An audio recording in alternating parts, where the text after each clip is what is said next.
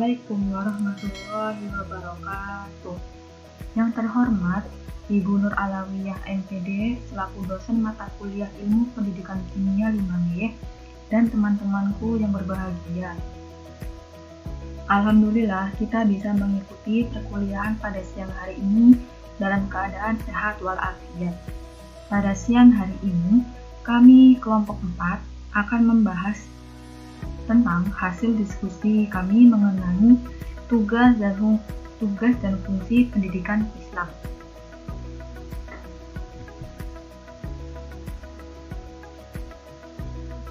Tak kenal maka tak sayang, maka izinkan kami berkenalan terlebih dahulu. Kami dari kelompok 4 terdiri dari 2 anggota, yakni yang pertama Nisrina Maimunah, NIM 19080760028, dan rekan saya, Ladun Hikmah Jimat Hafsari, NIM 19080760029.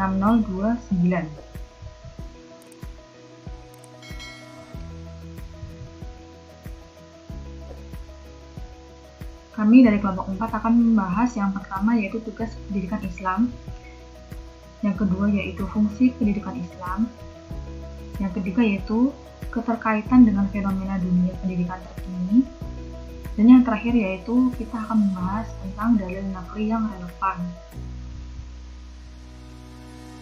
Pokok pembahasan yang pertama yaitu tentang tugas pendidikan Islam.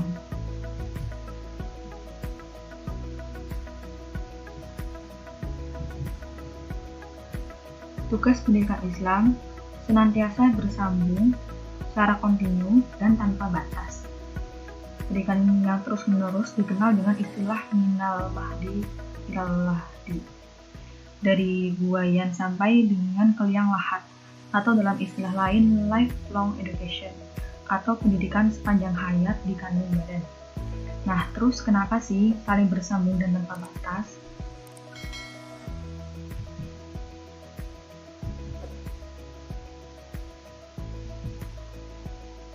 Yakni alasannya karena hakikat pendidikan Islam merupakan proses tanpa akhir sejalan dengan konsensus universal yang ditetapkan oleh Allah Subhanahu wa Ta'ala dan Rasul-Nya. Menurut Ibnu Taimiyah, sebagaimana dikutip oleh Majid Irsan Al-Kailani, tugas pendidikan Islam pada hakikatnya tertumpu pada 2 aspek, yaitu pendidikan tauhid dan pendidikan pengembangan tabiat peserta didik. Pendidikan tauhid adalah memberikan pemahaman terhadap 2 kalimat syahadat, pemahaman terhadap jenis-jenis tauhid dan sifat dan asma atau nama, kedudukan, kepatuhan, dan keikhlasan menjalankan Islam, dan menghindarkan diri dari segala bentuk kemusyrikan. Sedangkan pendidikan pengembangan tabiat peserta didik adalah mengembangkan tabiat itu agar mampu memenuhi tujuan penciptanya, yaitu beribadah kepada Allah Subhanahu wa Ta'ala dan menyediakan bekal untuk beribadah seperti makan dan minum. Untuk menelaah tugas-tugas pendidikan Islam dapat dilihat dari 3 pendekatan, diantaranya adalah pendidikan dipandang sebagai pengembangan potensi, pendidikan dipandang sebagai pewarisan budaya, dan yang terakhir yaitu pendidikan dipandang sebagai interaksi antara pengembangan potensi dan pewarisan budaya. Nah, mari kita kupas tuntas mengenai ketiga pendekatan tugas pendidikan Islam. Simak baik-baik ya. Yang pertama, yakni pendidikan sebagai pengembangan potensi. Tugas pendidikan Islam ini merupakan realisasi dari pengertian tarbiyah al-insyah, yaitu menumbuhkan atau mengaktualisasikan potensi. Manusia mempunyai tujuan potensi atau kemampuan, sehingga pendidikan berusaha untuk menampakkan potensi-potensi laten atau tersembunyi yang dimiliki oleh setiap anggota peserta didik.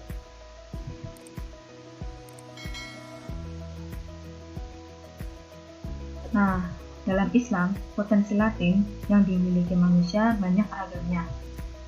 Abdul Mujib menyebutkan 8 macam potensi bawaan manusia. Di antaranya itu yang pertama, al-fitrah, yakni citra asli yang dinamis. Maksudnya adalah sistem psikofisik manusia dan dapat diaktualisasikan dalam bentuk tingkah laku. Artinya potensi fitrah manusia itu merupakan gambaran asli yang suci, bersih, sehat, dan baik, tetapi dalam aktualisasi dapat mengaktualkan dalam bentuk perbuatan buruk. Sebab fitrah manusia itu bersifat dinamis, yang aktualisasinya sangat bergantung pada keinginan manusia dan lingkungan yang mempengaruhinya. Contohnya yaitu fitrah manusia, yaitu dilahirkan untuk menjadi hamba Allah, di mana kita harus tunduk atas kehendak Allah. Nah, lalu bagaimana tugas kita sebagai pendidik? Yaitu menjaga dan memelihara fitrah peserta didik, mengembangkan dan mempersiapkan segala potensi yang dimiliki, dan mengarahkan fitrah dan potensi tersebut menuju kebaikan dan kesempurnaan, serta merealisasikan program tersebut secara bertahap. Misalnya berusaha untuk selalu dekat dengan Allah dengan cara mengaji, yang kemudian dikembangkan lagi secara bertahap menjadi menerapkan makna Al-Quran yang kita baca dalam kehidupan sehari-hari. Seperti yang telah saya sebutkan sebelumnya bahwa fitrah manusia itu bersifat dinamis, bisa berubah sesuai keinginan manusia dan lingkungan. Nah, lalu bagaimana cara agar fitrah kita tetap konsisten suci? Yaitu dibutuhkan pengembangan yang dapat dilakukan, yakni dengan kegiatan belajar, yaitu dari institusi.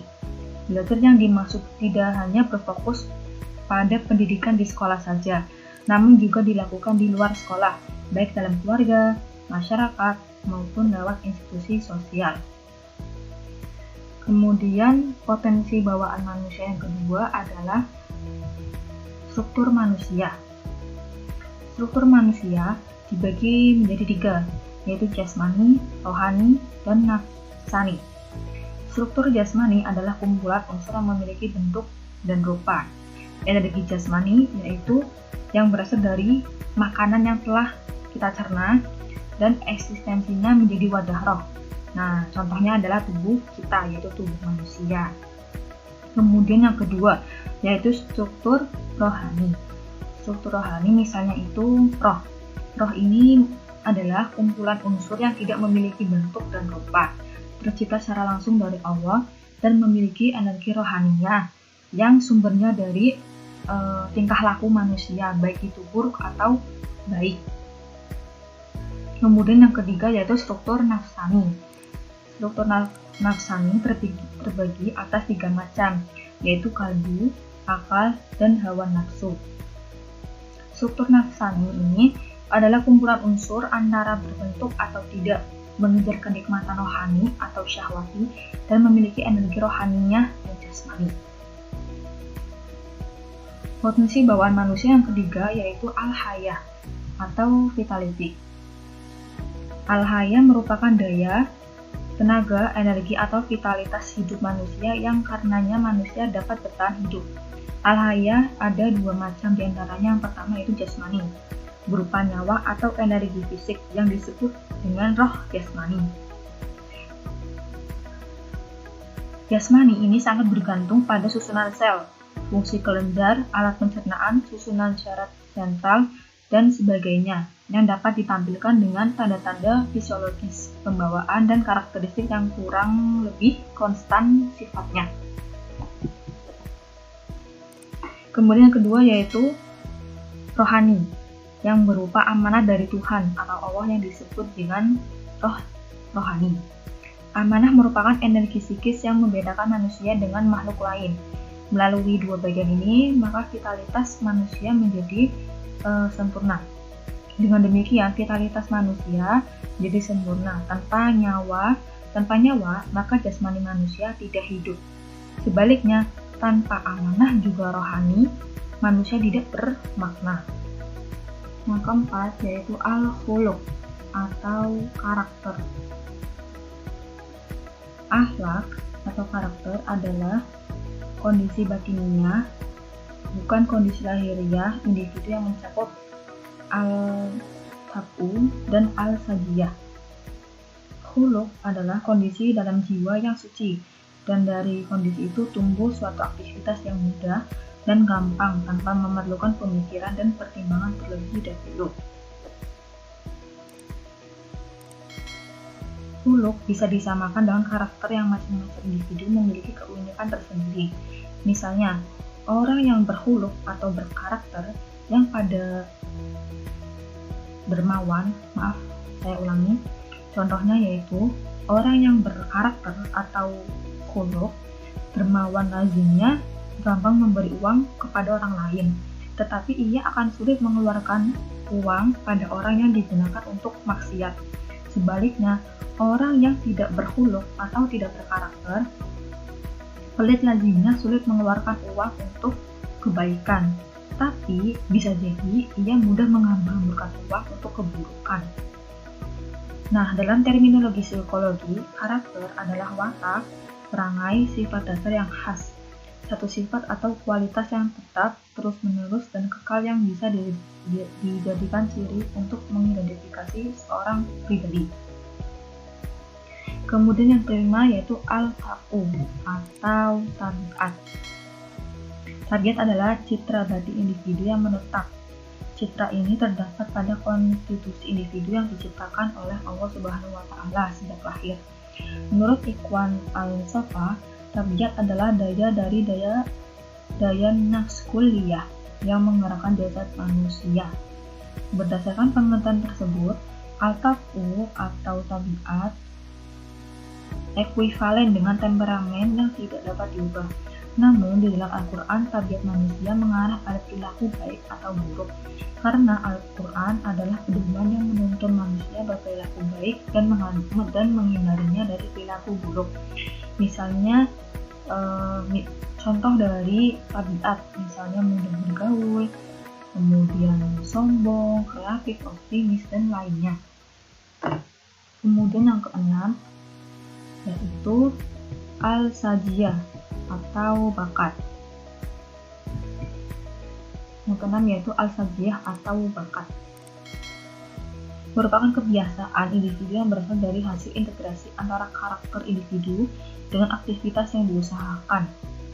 Dalam terminologi psikologi, saja diterjemahkan dengan bakat, yaitu kapasitas, kemampuan yang bersifat potensial. Ia ada pada faktor yang ada pada individu sejak awal dari kehidupan, yang kemudian menimbulkan perkembangan keahlian, kecakapan, keterampilan, dan spesialis tertentu. Bakat ini bersifat latin, yaitu tersembunyi dan bisa berkembang sepanjang hidup manusia, dan dapat diaktualisasikan potensinya. Misalnya, bakat dari kecil, yaitu bakatnya menari, kemudian dikembangkan potensial lagi menjadi penari yang bandel, penari yang terkenal, ataupun penari yang dikenal banyak orang. Itu contohnya penari. Kemudian bakat lainnya yaitu misalnya melukis, kemudian storytelling, dan bakat-bakat lainnya. Kemudian yang ketujuh yaitu al-sifat, yakni sifat-sifat. Merupakan satu ciri khas individu yang relatif menetap secara terus-menerus dan konsekuen yang diungkapkan dalam satu deretan keadaan. Sifat-sifat totalitas dalam diri individu dikategorikan menjadi 3 bagian. Yang pertama yaitu diferensiasi, yakni perbedaan mengenai tugas dan pekerjaan dari masing-masing bagian tubuh. Yang kedua yaitu regulasi, adalah dorongan untuk mengadakan perbaikan sesudah terjadi suatu gangguan di dalam organisme manusia. Dan yang terakhir yaitu integrasi, yakni proses yang membuat keseluruhan jasmani dan rohani manusia menjadi satu kesatuan yang harmonis karena terjadi satu sistem pengaturan yang rapi. Kemudian yang terakhir yaitu al-amal, yakni perilaku. Amal adalah tingkah laku lahiriah individu yang tergambar dalam bentuk perbuatan nyata. Pada tingkat amal ini, kepribadian individu dapat diketahui sekalipun kepribadian yang dimaksud mencakup lahir dan batin. Nah, contohnya yaitu perempuan yang cantik lahir dan batin. Cantik lahiriah ini tidak sempurna jika tidak dilengkapi dengan kecantikan rohaninya atau inner beauty. Nah, kecantikan rohaninya ini dipancarkan atau diekspresikan dari raut wajah yang berseri-seri, aura muka yang cerah, menyenangkan, dan berhati tulus. Sedangkan cantik rohani akan membuat penampilan kulit menjadi lebih cerah dan energi yang dan energi yang dikeluarkan membuat wajah lebih bersinar. Cantik dari dalam tidak dilihat dari penampilan lahiriah saja, namun lebih pada kemampuan dalam berperilaku dan berkomunikasi secara baik. Kemudian poin yang kedua yaitu pendidikan sebagai pewaris budaya.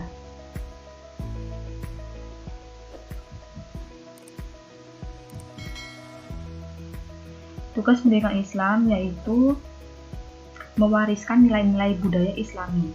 Hal ini karena kebudayaan Islam akan mati apabila nilai-nilai dan normanya tidak berfungsi dan belum sempat diwariskan pada generasi berikutnya.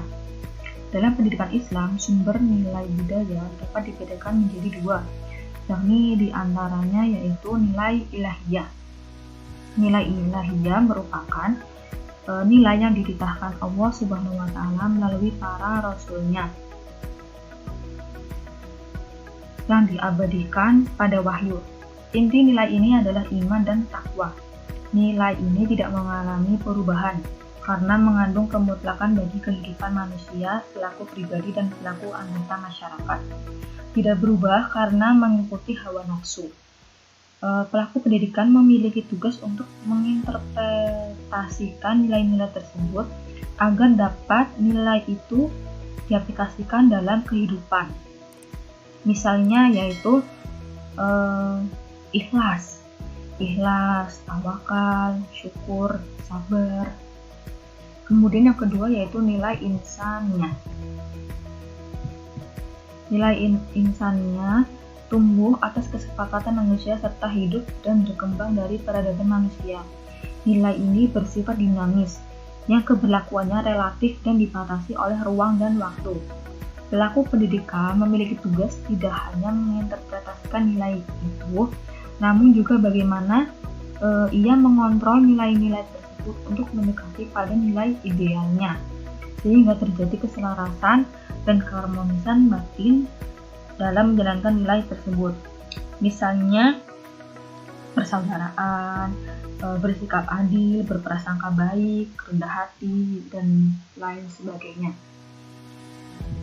Kemudian tugas pendidikan Islam itu bagaimana sih? Yakni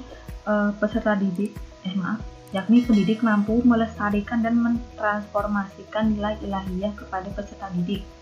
Nilai ilahiyah harus diterima sebagai suatu kebenaran mutlak tanpa ada upaya ijtihad atau usaha untuk memutuskan perkara yang tidak ada dalam Al-Quran dan hadis, yang dapat dikembangkan sesuai dengan kondisi zaman, tempat, dan keadaan. Sedangkan nilai insaniyah, tugas pendidik senantiasa melakukan inovasi dan menumbuhkan kreativitas diri agar nilai itu berkembang sesuai dengan tuntutan masyarakat. Dan yang poin terakhir yaitu pendidikan dipandang sebagai interaksi antara pengembangan potensi dan pewarisan budaya. Manusia secara potensial mempunyai potensi dasar yang harus diaktualkan dan dilengkapi dengan peradaban dan kebudayaan Islam. Dengan demikian, aplikasi peradaban dan kebudayaan harus relevan dengan kebutuhan dan perkembangan potensi dasar manusia. Interaksi antara potensi dan budaya harus mendapatkan tempat dalam proses pendidikan, dan jangan sampai ada salah satu yang diabaikan. Tanpa interaksi, harmonisasi kehidupan akan terhambat. Muhammad Atuh dalam tafsir Al-Manar menyatakan bahwa hidayah Allah itu terdapat 4 bagian. Di antaranya yang pertama yaitu Al-Wisdani atau Al-Kharijiyah, yakni hidayah yang dapat ditangkap oleh insting tumbuhan, hewan, dan manusia.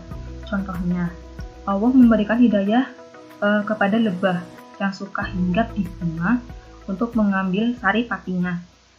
Dapat membangun sarang yang menurut para ahli merupakan desain yang paling sempurna berdasarkan fungsinya, yakni untuk menyimpan. Seorang bayi yang lapar diberi hidayah oleh Allah Subhanahu wa Ta'ala untuk menangis dan merengek-rengek pada ibunya agar diberi ASI. Nah, siapakah yang mengajari lebah dan bayi tadi untuk melakukan hal tersebut? Tentunya orang yang beriman kepada Allah akan menjawab, itulah kekuasaan Allah yang telah memberikan hidayah kepada makhluknya. Semua makhluk yang diciptakan oleh Allah menerima hidayah ini, yaitu al-wijdani atau al-khaliziyah. Hidayah yang kedua yaitu al-hidayah al-hawas, yakni hidayah yang ditangkap oleh indera hewan dan manusia. Contohnya, ketika manusia mendapatkan kebahagiaan, maka ia akan senang, dan jika manusia mendapatkan musibah, maka ia akan sedih. Istilah lainnya yaitu hidayah ini merupakan kemampuan indrawi yang berpengaruh terhadap lingkungan. Maka respon yang ditimbulkan dari sebuah peristiwa sangat tergantung pada lingkungan. Jika lingkungan itu normal, maka respon yang ditampilkan yaitu normal. Kemudian hidayah yang ketiga yaitu al-hidayah al-aqli, yakni hidayah yang dapat diterima oleh akal manusia. Contohnya, manusia bisa berpikir untuk menemukan ilmu, untuk menentukan mana yang benar dan tidak, sekaligus merespon peristiwa dalam kehidupannya dengan respon yang bermanfaat bagi dirinya. Yang keempat, yaitu hidayah al-dini, yakni hanya ditangkap oleh rasa keimanan, yaitu agama. Misalnya, hidayah agama ini bisa diperoleh manakala kita selalu belajar dan memperdalam agama Islam.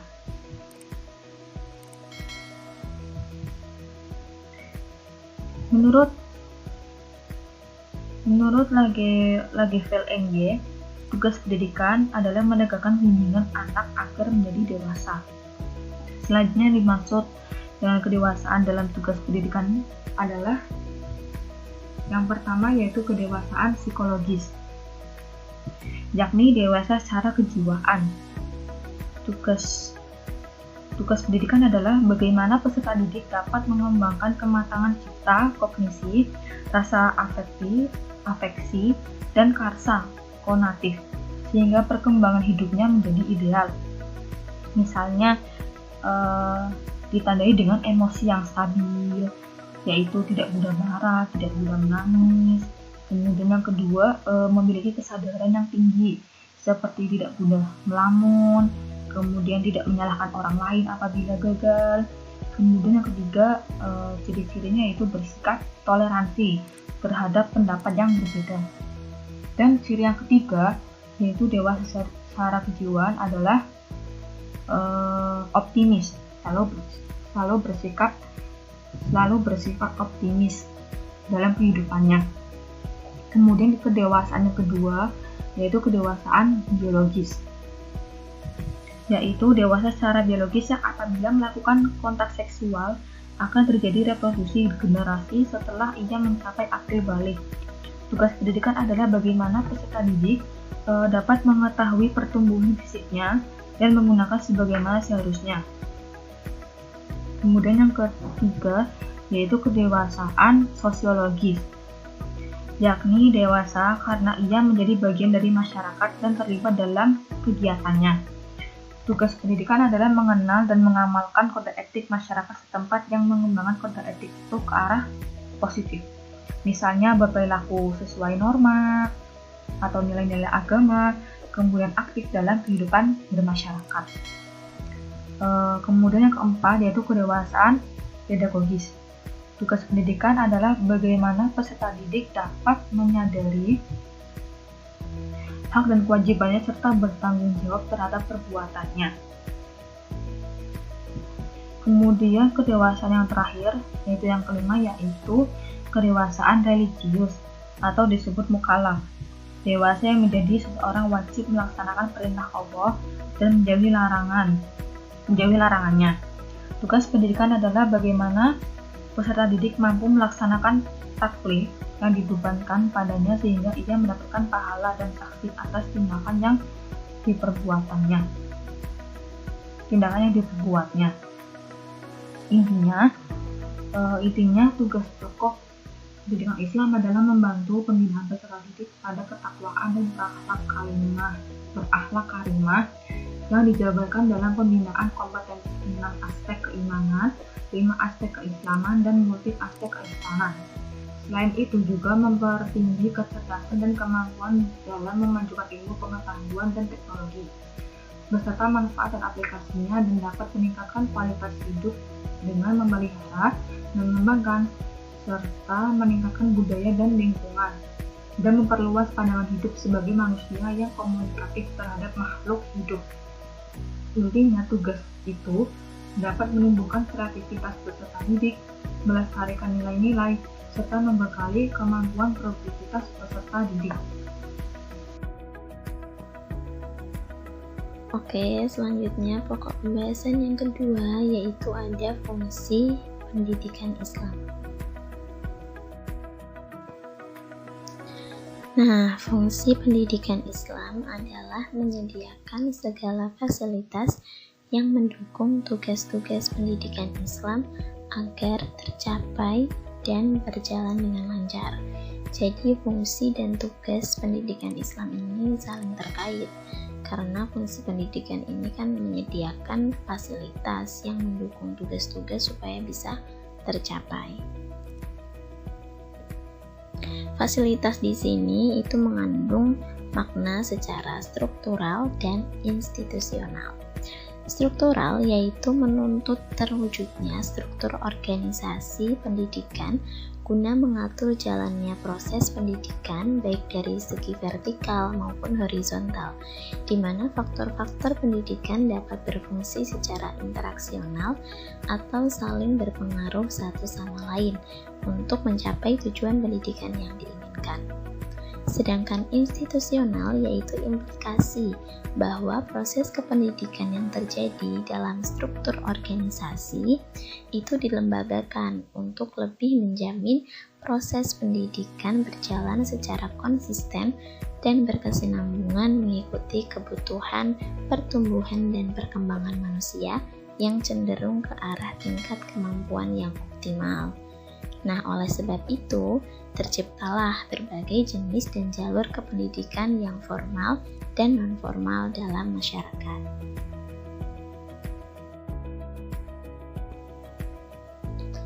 Rama Yulis menyatakan bahwa fungsi pendidikan Islam itu ada dua. Yang pertama, sebagai alat untuk memelihara, memperluas, dan menghubungkan tingkat-tingkat kebudayaan, nilai-nilai tradisi dan sosial, serta ide-ide masyarakat dan bangsa. Yang kedua, yaitu sebagai alat untuk mengadakan perubahan, inovasi, dan perkembangan melalui pengetahuan dan skill yang baru ditemukan, dan melatih tenaga-tenaga manusia yang produktif untuk menemukan perubahan sosial dan ekonomi. Selanjutnya, pokok pembahasan yang ketiga yaitu mengenai dalil naqli yang relevan. Nah, tadi kan sudah dijelaskan bahwa tugas dan fungsi pendidikan Islam itu selalu terkait. Karena fungsi pendidikan Islam akan menyediakan segala fasilitas yang mendukung keberlaksanaan dari tugas pendidikan Islam yang senantiasa bersambung dan tanpa batas. Hal ini karena hakikat pendidikan Islam merupakan proses tanpa akhir, sejalan dengan konsensus universal yang telah ditetapkan oleh Allah SWT dan Rasul-Nya. Nah, tugas dan fungsi dari pendidikan Islam ini sudah tercantum di dalam Al-Quran dan hadis sebagai berikut. Yang pertama yaitu pendidikan sebagai pengembangan potensi. Manusia memiliki kemampuan atau potensi, sedangkan pendidikan merupakan proses untuk menumbuhkan dan mengembangkan potensi tersebut. Nah, Abdul Mujib sudah menyebutkan bahwa ada 7 macam potensi bawaan manusia, yaitu ada al-fitrah, struktur manusia, al-hayah, al-khuluq, al-tab'u, al-sajiyah, al-sifat, dan al-amal. sudah dijelaskan oleh rekan saya di subbab tugas pendidikan Islam. Maka sekarang saya akan membahas mengenai dalil Al-Quran tentang pengembangan potensi. Yang pertama yaitu ada Quran surah Al-A'raf ayat 172 yang berbunyi A'udzubillahi minasyaitonirrajim. Bismillahirrahmanirrahim. Wa id akhadha rabbuka min bani adama min dhuhurihim dzurriyyatahum wa asyhadahum ala anfusihim alastu bi rabbikum qalu bala syahidna an taqulu yawmal qiyamati inna kunna an hadza ghafilin. Yang artinya, dan ingatlah ketika Tuhanmu mengeluarkan keturunan anak-anak Adam dari sulbi mereka, dan Allah mengambil kesaksian terhadap jiwa mereka seraya berfirman, bukankah aku ini Tuhanmu? Mereka menjawab, betul, engkau Tuhan kami menjadi saksi. Kami lakukan yang demikian itu agar di hari kiamat kamu tidak mengatakan sesungguhnya kami atau Bani Adam adalah orang-orang yang lengah terhadap ini atau keesaan Tuhan. Nah, ayat ini menunjukkan bahwa manusia sudah mempunyai naluri atau insting untuk beragama sejak lahir. Karena tadi kan di artinya ada ya, ketika Allah berfirman, bukankah aku ini Tuhanmu? Dan mereka menjawab, betul, engkau Tuhan kami menjadi saksi. Nah, itu manusia sudah mempunyai naluri atau insting beragama sejak lahir, yaitu insting yang mengakui adanya zat yang maha mencipta dan maha mutlak. Yang kedua, yaitu ada Quran surah Ar-Rum ayat 30 yang berbunyi, Fa'aqim wajhaka lid-dini hanifah fitratallahi allati fataran nasa 'alaiha la tabdila li khalqillah dzalika ad-dinul qayyim walakinna aktsaran nasi la ya'lamun. Yang artinya, maka hadapkanlah wajahmu dengan lurus kepada agama Allah. Tetaplah atas fitrah Allah yang telah menciptakan manusia menurut fitrah itu. Tidak ada perubahan pada fitrah Allah. Itulah agama yang lurus, tetapi kebanyakan manusia tidak mengetahui. Ayat ini menunjukkan bahwa manusia ketika dilahirkan itu cenderung rindu akan kebenaran mutlak. Ayat ini juga menunjukkan bahwa manusia diciptakan di atas fitrah tauhid atau mengesahkan Allah. Namun, kemudian fitrah ini dirubah oleh akidah-akidah rusak yang datang setelahnya.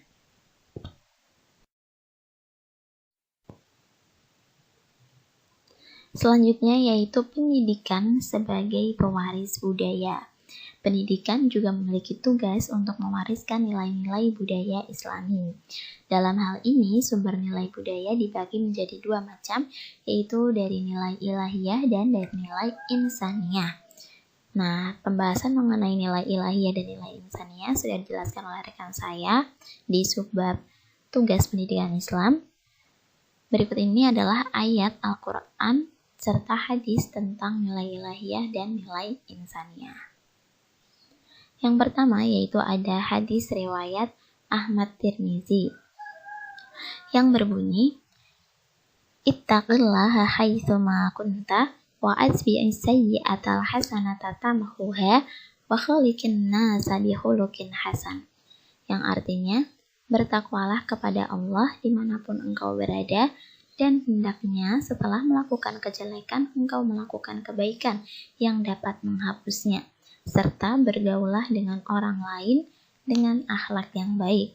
Hadis riwayat Ahmad Tirmizi 1987 yang berkata bahwa hadis ini hasan sahih. Hadis ini menjelaskan tentang perintah untuk bertakwa, yaitu sikap yang mempercayai adanya Allah yang terwujud dengan cara menjauhkan diri dari semua larangannya dan mematuhi semua perintahnya. Nah, hadis ini itu merupakan nilai dari ilahiyah. Selanjutnya yaitu ada Quran Surah Al-Hujurat ayat 10 yang berbunyi, Innamal mu'minuna ikhwatun fa aslihu baina akhawaykum wattaqullaha la'allakum turhamun. Yang artinya, orang-orang beriman itu sesungguhnya bersaudara. Sebab itu damaikanlah atau perbaikilah hubungan antara kedua saudaramu itu. Dan takutlah terhadap Allah, supaya kamu mendapat rahmat. Ayat ini menjelaskan tentang semangat persaudaraan, terlebih kepada sesama orang yang beriman, atau bisa kita sebut sebagai ukhuwah Islamiyah, serta melerai sesama muslim yang sedang berselisih. Selanjutnya, yang ketiga yaitu interaksi antara pengembangan potensi dan pewarisan budaya. Potensi dasar yang dimiliki oleh manusia harus dilengkapi dengan peradaban dan kebudayaan Islam. Begitu juga dengan peradaban dan kebudayaan Islam harus relevan dengan perkembangan potensi dasar. Nah, di sini ada dalil Quran Surah Al-Baqarah ayat 31 yang berbunyi, وَعَلَّمَ آدَمَ الْأَسْمَاءَ كُلَّهَا ثُمَّ عَرَضَهُمْ عَلَى الْمَلَائِكَةِ فَقَالَ أَنْبِئُونِي بِأَسْمَاءِ هَؤُلَاءِ إِنْ كُنْتُمْ صَادِقِينَ.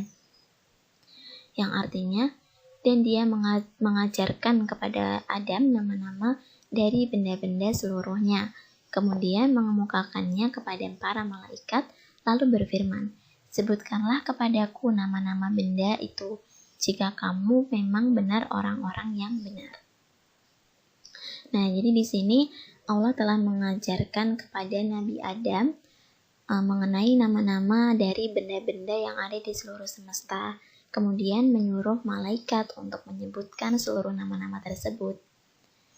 Dilanjutkan di Quran Surah Al-Baqarah ayat 32 yang berbunyi, Qalu subhanaka la ilma lana illa ma 'allamtana innaka antal alimul hakim. Mereka menjawab, mereka ini malaikat, Maha suci Allah, tidak ada yang kami ketahui selain dari apa yang telah Engkau ajarkan kepada kami. Sesungguhnya Engkaulah yang Maha mengetahui lagi Maha bijaksana. Nah, di sini malaikat tidak bisa menyebutkan yang disuruh Allah, karena malaikat tidak diajarkan oleh Allah. Kemudian dilanjutkan lagi pada Quran Surat Al-Baqarah ayat 33 yang berbunyi, Qala ya Adamu anbi'hum bi'asma'ihim falamma anba'ahum bi'asma'ihim qala alam aqul lakum inni a'lamu ghaibas samawati wal ardi wa a'lamu ma tubduna wa ma kuntum taktumun. Yang artinya Allah berfirman, Hai Adam, beritahukanlah kepada mereka nama-nama benda ini. Maka setelah diberitahukannya kepada mereka nama-nama benda itu, Allah berfirman lagi, Bukankah sudah kukatakan kepadamu bahwa sesungguhnya aku mengetahui rahasia langit dan bumi, dan mengetahui apa yang kamu lahirkan dan apa yang kamu sembunyikan. Nah, di sini Allah memerintahkan Nabi Adam untuk memberitahukan seluruh nama-nama benda yang ada di semesta kepada para malaikat.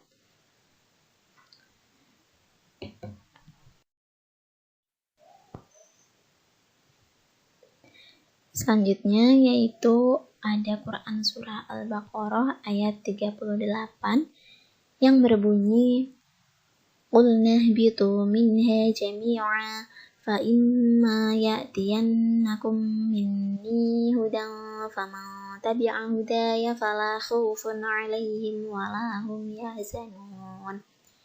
Yang artinya, kami berfirman, turunlah kamu semuanya dari surga itu. Kemudian jika datang petunjukku kepadamu, Maka barang siapa yang mengikuti petunjukku, niscaya tidak ada kekhawatiran atas mereka, dan tidak pula mereka bersedih hati. Nah, dari Quran Surat Al-Baqarah ayat 31 sampai 33 dan 38 ini, maka dapat kita ambil kesimpulannya seperti ini. Ayat tersebut menjelaskan tentang Nabi Adam alaihissalam yang telah menggunakan semua potensi dasarnya, bahkan sampai menguasai seluruh disiplin ilmu.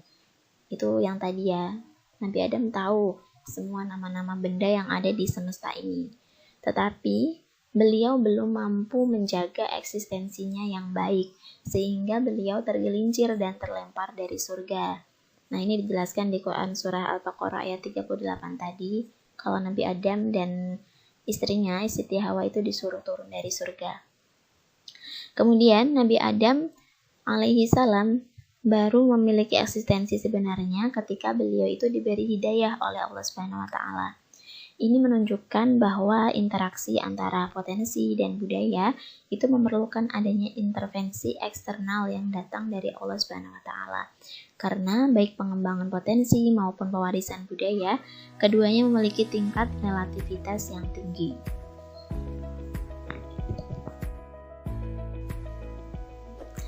Pokok pembahasan yang terakhir yaitu mengenai keterkaitan dari tugas dan fungsi pendidikan Islam dengan fenomena dunia pendidikan terkini.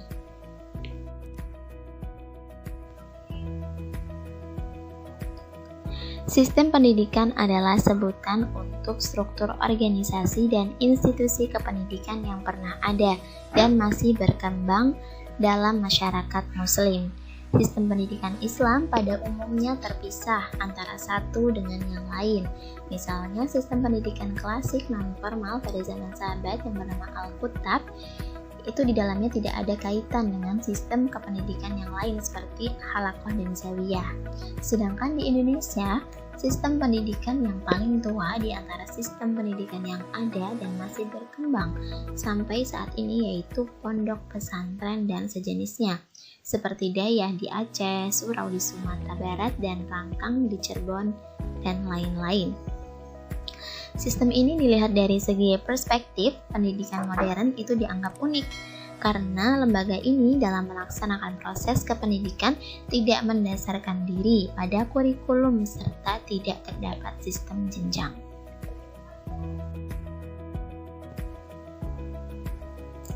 Secara institusional, lembaga pendidikan Islam pada dasarnya berfungsi untuk melaksanakan transmisi atau perpindahan dan transformasi atau pengalihan nilai kebudayaan Islam serta kebudayaan pada umumnya dari generasi ke generasi, di mana di dalamnya terdapat unsur-unsur dan nilai-nilai kemanusiaan dan keadaban yang secara selektif sangat diperlukan bagi kesinambungan hidup Islam dan umat Islam di dunia ini. Nah, proses transmisi dan transformasi kultur tersebut hanya dapat berlangsung secara progresif apabila diarahkan melalui proses kependidikan dalam lembaga-lembaga yang terorganisasi secara struktural dan institusional. Pendidikan Islam sebagai alat pembudayaan Islam dalam masyarakat memiliki watak lentur terhadap perkembangan aspirasi kehidupan manusia sepanjang zaman. Watak yang demikian itu ada tanpa menghilangkan prinsip-prinsip nilai yang mendasarinya. Pendidikan Islam mampu mengakomodasikan tuntutan hidup manusia dari zaman ke zaman, termasuk tuntutan di bidang ilmu dan teknologi. Khusus berkaitan dengan tuntutan perkembangan ilmu dan teknologi, pendidikan Islam bersikap mengarahkan dan mengendalikannya, sehingga nilai fundamentalnya yang bersumber dari iman dan takwa kepada Allah dapat berfungsi dalam kehidupan manusia yang telah menciptakan ilmu dan teknologi tersebut. iman dan takwanya menjiwai ilmu dan teknologi yang diciptakan, sehingga penggunaannya pun diarahkan kepada upaya menciptakan kesejahteraan hidup umat manusia, bukan untuk menghancurkannya. Karena iman dan takwa kepada Allah pada hakikatnya adalah merupakan rujukan tingkah laku manusia yang memancarkan getaran hati nurani manusia yang berkecenderungan ke arah peri kemanusiaan. Nah, dengan demikian, manusia muslim hasil pendidikan Islam adalah manusia yang berkemampuan menguasai dan menciptakan ilmu dan teknologi pada khususnya dan sistem budaya hidupnya berdasarkan nilai-nilai Islami yang berorientasi kepada kesejahteraan hidup di dunia untuk meraih kebahagiaan hidup di akhirat. Nah, itu tadi presentasi dari kelompok 4. Semoga bermanfaat. Mohon maaf apabila terdapat kesalahan kata yang kurang berkenan di hati. Terima kasih atas perhatiannya teman-teman. Wabillahi taufiq wal hidayah. Wassalamualaikum warahmatullahi wabarakatuh.